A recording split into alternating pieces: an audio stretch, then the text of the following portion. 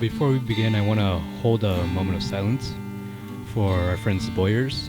They are no longer with us. They are in a better place. And let's hold that moment of silence for them. Alright, whatever. Hopefully they'll join us in the next podcast. So what up, folks? It's going to be real brief today because number one, it's just me and my cat. And number two, you guys don't really watch my videos for that long. It's a very interesting week considering the World Series that ended just last Tuesday. So number one, like that clickbait headline says, yeah, Corey Seager rejected LA. Of course, that's what the yellow sensationalists are going to say. You know, Corey Seager, he rejected the qualifying offer. He doesn't want to be with the Dodgers anymore. But the truth is, really, you give that to your top free agents. It's kind of like a fallback measure. If your free agent doesn't sign back with you, then you get a draft pick as compensation. Corey Seager, he rejected it, I believe, according to what they're reporting, which was expected. So if he signs with someone else, then they would get a draft pick. The Dodgers would after the fourth round, I believe, because they blew past the luxury tax. But it doesn't mean that he's not going to resign with them. Honestly, I don't think he's going to resign with the Dodgers. But that's not it's not set in stone that he's not coming back just because of the qualifying offer. He rejected it. Chris Taylor also got offered the qualifying offer. As of this recording right now, we don't know if he's rejected it, but very likely, almost 100% I can assure he's going to reject it, because for Chris Taylor, arguably the market is more robust for him than Corey Seager, because not every team is looking to add a 9-figure shortstop, even as one as good as Corey Seager. But every team, literally every team, even the friggin' Pirates, they could use a guy like Chris Taylor who can play everywhere. He gets on base, he has a little power, and he adds a lot of value on the base paths as well. And he has that, for what it's worth, that postseason pedigree. So literally every team, at least every competitive team, should be in on Chris Taylor, I believe. So yeah, I mean, he's definitely going to get more, maybe not annually, though I could definitely see it getting more than $18.4 million. But overall, he's going to get a hell of a lot more. So I totally expect him to reject it. So speaking of the qualifying offer, it's very big news. The guy who didn't get it was our dear old Clayton Kershaw. Now that was very interesting to me. When I first heard that, I thought of three things. One, either they don't want to disrespect him because $18.4 million, I mean, that's way too low for a guy. For your 3-time Cy Young Award winner, future Hall of Famer, arguably the best pitcher in franchise history, and he's coming off an outstanding season. If he would have stayed healthy, he probably would have finished top 10, maybe even top 5 in the National League Cy Young Award voting. That's how very good he was peripherally. Given what he means to the franchise and the high possibility that they would want him back, I don't think they wanted to disrespect him by offering him a mere $18.4 million. I wish I had $18.4 million.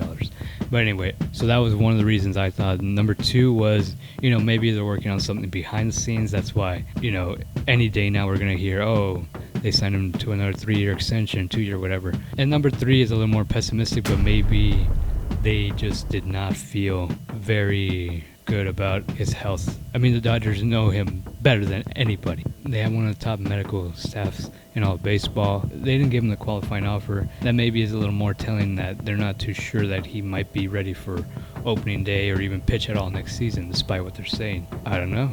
It's just very tricky because he got an injection, a plasma injection on his elbow, and guys who have done that in recent history have been Shohei Ohtani, Garrett Richards, Nathan Eovaldi, I believe. These are guys that needed Tommy John surgery. Now it doesn't seem that's quite Tommy John because of the type of injury that he dealt with, which was a tendon flexor, which was a flexor tendon, which I'm not a doctor, but that's not the friggin' elbow injury. That's not Tommy John requirement, but it is an arm injury.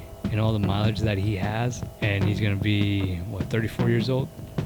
He's going to be 34 years old next year. It's just, he's also had trouble staying healthy last, 5 years? Which isn't a big deal, because you get a little rest come playoff time, but this time it actually caused him to miss the playoffs. So that's where it gets a little more concerning. It's very interesting what's going on there. But according to MLB.com, Andrew Friedman today talked at the general manager meetings, and so the decision, I quote, to not extend him the qualifying offer was, Friedman said, I think just with our respect for him, for what he's done for this organization, that wasn't something that we wanted to do, and put him on that kind of clock when he wasn't ready for it. If he wants to come back, we will absolutely work together to make that happen. If he doesn't, for whatever reason, that's his right. He's going to drive a lot of what he wants to do next year, and that's very true. If he's healthy, it's Clayton Kershaw. He can do whatever the hell he wants.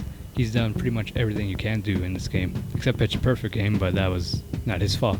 But we won't get into that. So hearing that tells me two things. It tells me, so like I said, it's a great respect for him. They do admire him so much that they don't want to put him in a position where he feels uncomfortable having this tight deadline to decide when he doesn't know that he's 100%. That's the other thing that I'm hearing from that. Even Kershaw doesn't know where this injury really is going to take him. So those are my thoughts on that. I'm not very optimistic on that front. Somewhere I am optimistic though is the recent signing of Andrew Heaney, the legendary, iconic Andrew Heaney, who when he left was just very heartbreaking to Dodger fans everywhere. I mean, who could forget this infamous tweet back in 2014? Well, at Dodgers, we had a good run. Great to be a part of such a storied franchise. Hashtag thanks for the memories. I mean, just legendary stuff right there. I think the reason they did sign him might be a little bit of overpay just based on what he did last season, which was, let's face it, pretty freaking horrible. If you're looking at his ERA, which is nearly 4, you have way too many home runs. Expected FIP of 4.12, expected ERA of 4.01. I mean, that's not great, but it's not bad either. So, serviceable major league pitcher. And I think that's the floor the Dodgers are looking for. But I think given how they pretty much dominate pitching and just their tendency to elevate players to perform to their potential, I wouldn't be surprised if Heaney would be a breakout star, honestly. Be an all-star next season, be a comeback player of the year, whatever. What they're really looking at is that high-spin fastball. So it's not the fastest fastball, but they're probably looking to maximize that spin more. And they're probably also going to look to cut down on it. I mean, last season he threw it almost 60% of the time and it got hammered to the tune of a 537 slugging percentage. So maybe they're looking more towards that curveball, which batting average of only 196, whiff percentage of 35%. So yeah, mix that curveball in a lot more, maybe a Rich Hill type kind of scenario in terms of frequency of usage of that curveball. Then you mix in that fastball, high spin fastball, and then throw in the changeup, an equalizer, I mean, 8.5 million is nothing to scoff at, even as a depth piece. It is, it's more than the Blue Jays gave Robbie Ray last offseason. Robbie Ray became a Cy Young candidate, could very well win it this year, not to say that. That's what's going to happen with Andrew Heaney, probably not. It is kind of buy low, but that is another hit to the payroll, which most estimations, if you include Trevor Bauer, it's right around 200 million, getting right up there with that luxury tax threshold, pushing right up against it. So it does give us a little more little less flexibility in terms of payroll if they're looking to get underneath the luxury tax or right around that neighborhood area. If they're looking to have a friggin' $282 million payroll again, by all means. Let's bring back Zach Greinke as a dead piece. Eduardo Rodriguez. Eduardo Rodriguez, because he got the qualifying offer, so we'd be losing the draft pick there. And honestly, I don't think right now is the time to be losing draft picks. Well, at least not. No offense. Not for Eduardo Rodriguez. You're going to lose the draft pick. Sign a big dog. Sign a Carlos Correa. I know the backlash I'll get there. But, spend big. If you're going to waste big, then at least waste big right. Yeah, some other guys you could look at is Steven Matz, maybe, Alex Wood, John Gray. That's a very interesting name who did not get a qualifying offer. Who has that power fastball. He has big strikeout stuff. He's a guy that I'm sure they'd like to take a look at. Carlos Rodon. Oh yeah, he was a Cy Young Award candidate, man, for much of the year until he got hurt. Kind of similar to Kershaw there. He didn't receive a qualifying offer. If not a 1-year deal, I can see maybe a 2 or 3. That'd be very interesting. Carlos Rodon, he'd definitely come cheaper than I know Syndergaard, Justin Verlander would also cost a draft pick. So yeah, just a couple hot takes. Didn't want to take too long. So I'm also wondering what you guys think about all these rumors, the Andrew Heaney signing. Is Clayton Kershaw, the injury, a concern for you guys?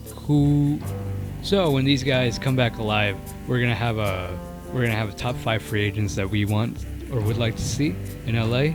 Let us know what free agents you guys want to see. Let us know any trade candidates. I have some very hot trade candidates that could be very plausible, I feel. Yeah, let us know. Let me know if you enjoyed this more than the podcast. If you enjoyed my videos at all, probably not. But if you do, don't forget to like, subscribe, share, comment, all that stuff.